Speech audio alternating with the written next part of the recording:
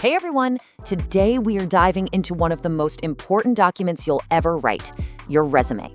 You know, in a sea of applicants, how do you make sure yours is the one that actually gets noticed, read, and most importantly, lands you that interview? Well, let's get into it.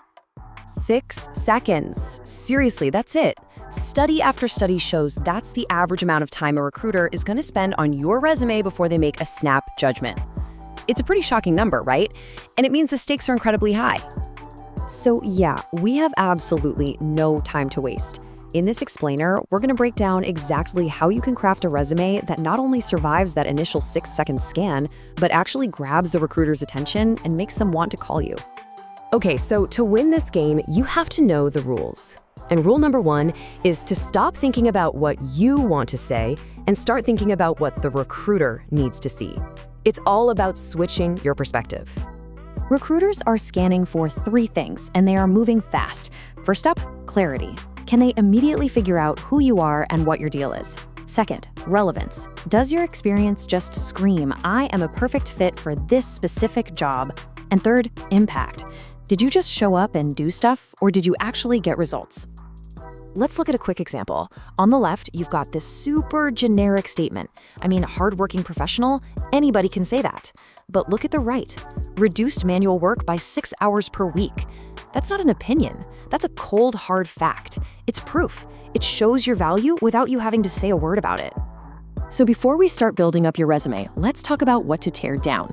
These are the red flags that get a resume thrown out. Long paragraphs, no one's reading that. Listing your responsibilities without any results, that's just a job description. And please, avoid the cliches and random skills that have nothing to do with the job. It's just noise. Okay, now that we know what recruiters are hunting for, let's actually build this thing. A winning resume isn't some big, complicated mystery. It has a clean, simple structure. Think of it like a blueprint. So here are the essential parts. You've got your header, that's just your contact info, the professional summary, that's your hook, the experience section, this is the heart of it all, and then you've got your skills and education. We're gonna focus most of our time on the 2 that really matter, the summary and the experience. Being specific is absolutely key, especially in your summary. Look at the difference here. Dynamic professional means literally nothing, it's just filler. But business analyst with 2 years of experience, bam!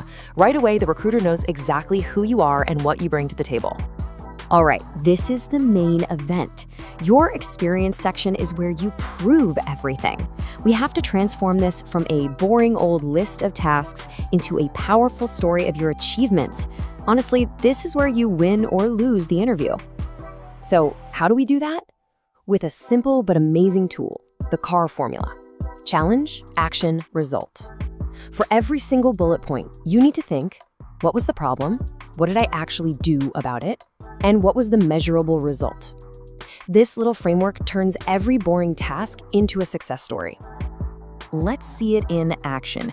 The before is so passive, responsible for, that just sounds like you were told what to do. But the after, that is pure impact. You can see the CAR formula at work. The challenge was manual reporting, the action was automating it, the result? Saving 6 hours of work every single week. Now that's value.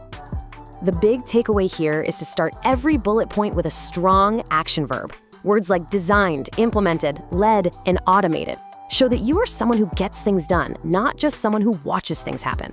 It instantly makes your resume feel more dynamic. Okay, we've built the core of the resume. Now, it's time for the final polish. These are those little details that can make all the difference, the things that separate a good resume from a great one. So before a human even lays eyes on your resume, it's probably going to get scanned by a robot, an applicant tracking system, or ATS. To beat these bots, you've got to keep it simple. Use standard headings, sprinkle in keywords from the job description, don't use fancy tables or images, and always save it as a PDF. When it comes to design, less is more. Your goal is just pure readability. Use a good amount of white space so it's easy on the eyes. Pick one professional font and stick with it. And please, unless you're a senior executive with decades of experience, keep it to 1 page. It forces you to be sharp and to the point. You know, this might seem like a tiny thing, but it says a lot about you. Look at that messy file name. It just looks disorganized. But a clean one, like name_resume_year, it shows you're professional and you pay attention to detail. It's such an easy win. So before you even think about hitting that send button, run through this quick checklist. Is it full of real, measurable results? Did you customize it for this specific job? Is it absolutely 100% free of typos? One typo can be a deal breaker. And finally, did you get someone else to look at it? You can't proofread your own stuff effectively. And really, that's what this all boils down to. So take a hard look at your resume and ask yourself this question, because a boring list of duties, that gets ignored. But a powerful story of your achievements, that gets you the interview. Thanks so much for watching.